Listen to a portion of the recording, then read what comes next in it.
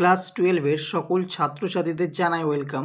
তো class 12-এর third সেমিস্টারে যে সকল ছাত্রছাত্রী রয়েছে তাদের প্রত্যেকের জন্য আজকের এই ভিডিওটি।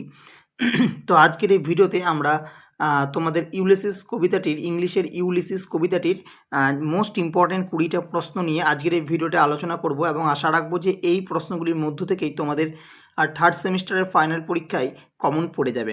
তো এই প্রশ্নগুলি শুধুমাত্র প্রশ্ন নয়, উত্তরের সাথেও তোমাদের আলোচনা করব। তো প্রত্যেকে তোমরা ভিডিওটি মনোযোগ সহকারে দেখতে থাকো।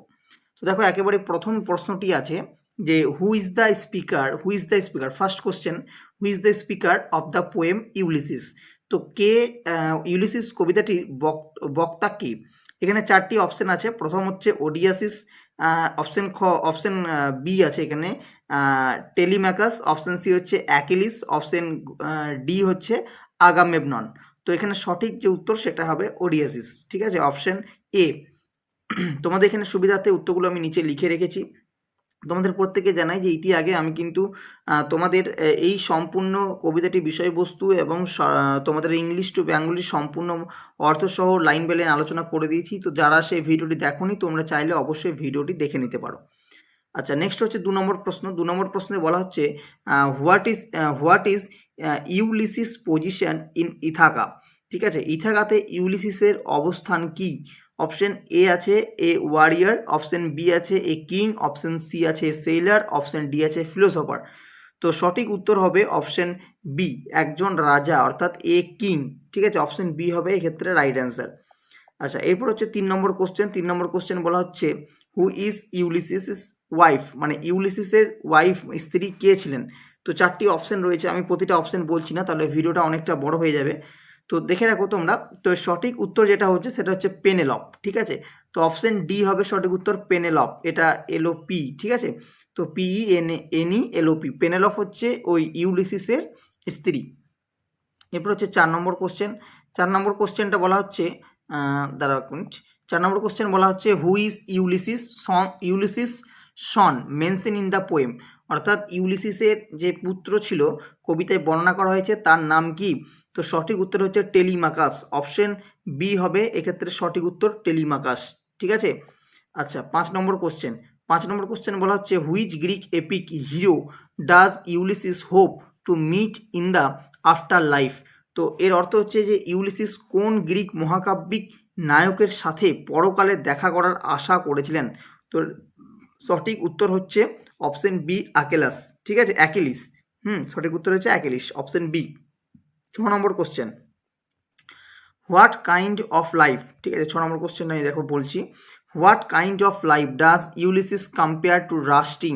মানে হচ্ছে ইউলিসিস কোন ধরনের জীবনকে মরিচা ধরার সঙ্গে তুলনা করেছেন? তো চারটি অপশন রয়েছে, life of inaction, a life of war, a life of wisdom, a life of sorrow. তো এক্ষেত্রে সঠিক উত্তর হবে তোমাদের option a life of inaction, অর্থাৎ নিষ্ক্রিয়তার জীবন, যেখানে কোনো যুদ্ধ থাকবে না, কোনো বাধা বিপত্তি দায়িত্ব থাকবে না। আচ্ছা, এরপর হচ্ছে 7 নম্বর কোশ্চেন। মোস্ট ইম্পর্টেন্ট কোশ্চেন কিন্তু এগুলি পরীক্ষা আসার সম্ভাবনা প্রবল রয়েছে। What natural element does Ulysses frequently mentioned in the poem. ঠিক আছে, অর্থাৎ ইউলিসিস তার কবিতায় কোন প্রাকৃতিক উপাদানের কথা প্রায় উল্লেখ করেছেন? তো চারটি অপশন রয়েছে, মাউন্টেন্স, স্কাই, সি, ফরেস্ট। তো সঠিক উত্তর হচ্ছে অপশন সি, সি। ঠিক আছে, অর্থাৎ সমুদ্রের কথা কিন্তু বারবার তিনি কবিতায় বলেছেন। 8 নম্বর কোশ্চেন বলা হচ্ছে what does Ulysses mean by I am a part of all that I have met. ঠিক আছে, অর্থাৎ এখানে বলা হচ্ছে যে আমি যাদের সাথে দেখা করেছি তাদের সকলেরই আমি অংশ, বলতে ইউলিসিস কি বোঝাতে চেয়েছেন? তো চারটি অপশন রয়েছে এক্ষেত্রে। তো সঠিক উত্তর হবে he has been shaped by his experience, অর্থাৎ সে তার অভিজ্ঞতা দ্বারা গঠিত হয়েছে, এটা হবে সঠিক উত্তর। ঠিক আছে, এটা তিনি বোঝাতে চেয়েছিলেন। তো কবিতার আলোচনাটা দেখলে তোমরা হয়তো আরও ভালো করে বিষয়গুলিকে বুঝতে পারবে। 9 নম্বর কোশ্চেন বলা হচ্ছে where did Ulysses fight with his peers. ঠিক আছে, তো এর অর্থ কি? ইউলিসিস তার সমবয়সীদের সাথে কোথায় যুদ্ধ করেছিলেন? চারটি অপশন রয়েছে, তো সঠিক উত্তর হবে অপশন সি, ট্রয়। ঠিক আছে। 10 নম্বর কোশ্চেন। 10 নম্বর কোশ্চেন বলা হচ্ছে what celestial object does Ulysses use as a metaphor for knowledge. ঠিক আছে, তো এর সঠিক এর মানেটা হচ্ছে যে জ্ঞানের রূপক হিসাবে ইউলিসিস কোন স্বর্গীয় বস্তু ব্যবহার করেছেন। তো সঠিক উত্তর হবে তোমার এ সিঙ্কিং স্টার, ঠিক আছে, একটা ডুবন্ত নক্ষত্র, এটা মনে রাখবে। আচ্ছা, এরপর হচ্ছে 11 নম্বর কোশ্চেন, বলা হচ্ছে what does Ulysses call his Mariners, মানে ইউলিসিস তার নাবিকদের কি বলে ডাকেন।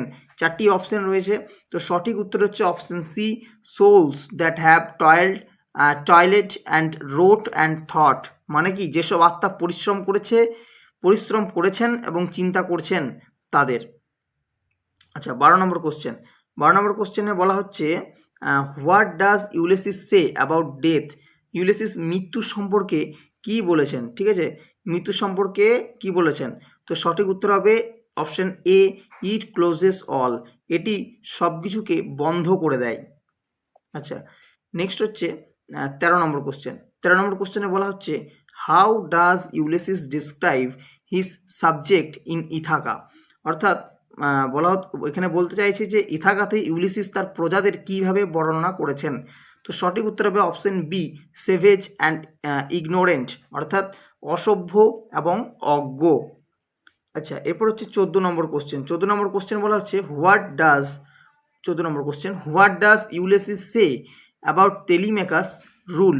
তো 4টি অপশন রয়েছে, তো সঠিক উত্তর হবে এ নম্বর অপশন, অর্থাৎ he will make the people mild and useful, he will make the people mild and useful, এটার অর্থ হচ্ছে তিনি জনগণকে নম্র ও উপকারী করে তুলবেন। আচ্ছা, নেক্সট হচ্ছে 15 নম্বর কোশ্চেন, হোয়াট ডাজ ইলিয়াসিস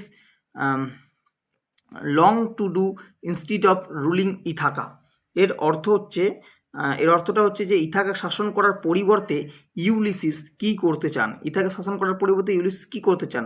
তো সঠিক উত্তর হচ্ছে go on a new adventure, অর্থাৎ তিনি নতুন এক অভিযানে যেতে চান, অর্থাৎ তিনি সমুদ্রে অভিযানে যেতে চান, ঠিক আছে। আচ্ছা, এরপর হচ্ছে 16 নম্বর কোশ্চেন, 16 নম্বর কোশ্চেন কি বলছে, 16 নম্বর কোশ্চেন বলছে what is the final message of Ulysses, ঠিক আছে, অর্থাৎ ইউলিসিসের শেষ বার্তা কি ছিল।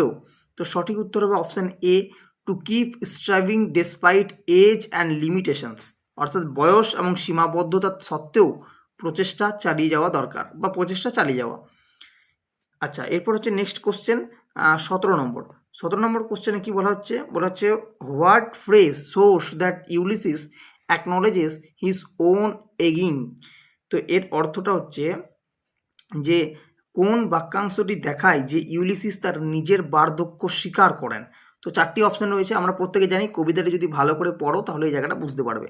Option A, we are not now that strength which is old age, তার মানে কি, মানে হচ্ছে আমরা এখন সেই শক্তি আর নই যা প্রাচীনকালে ছিল, তা থেকে বোঝা যাচ্ছে যে ইউলিসিস বয়স হয়েছে।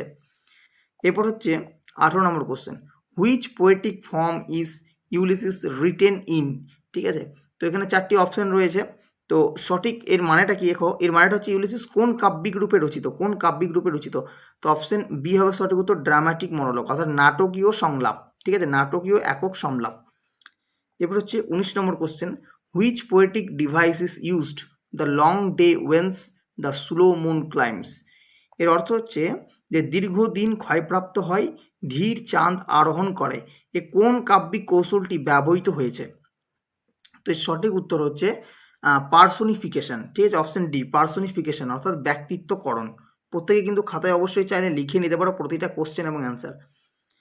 আচ্ছা, এটা আমি বললাম। আচ্ছা, এবার হচ্ছে 20 নম্বর কোশ্চেন, 20 নম্বর কোশ্চেনটা হচ্ছে what is the meaning of two strive, to seek, to find and not to build, অর্থাৎ প্রচেষ্টা করা, অন্বেষণ করা, খুঁজে বের করা এবং আত্মসমর্পণ না করা, এর অর্থটা কি, একেবারে শেষের দিকে কিন্তু আছে। এর অর্থ কি, তো সঠিক উত্তর হবে option B, to continue seeking knowledge and adventure without giving up, এর অর্থটা হচ্ছে যে হাল না ছেড়ে জ্ঞান এবং অভিযানের অন্বেষণ চালিয়ে যাওয়া। তো এই ছিল আমাদের আজকের এই ভিডিওর 20টি মোস্ট ইম্পর্টেন্ট এমসিকিউ প্রশ্ন এবং তার উত্তর।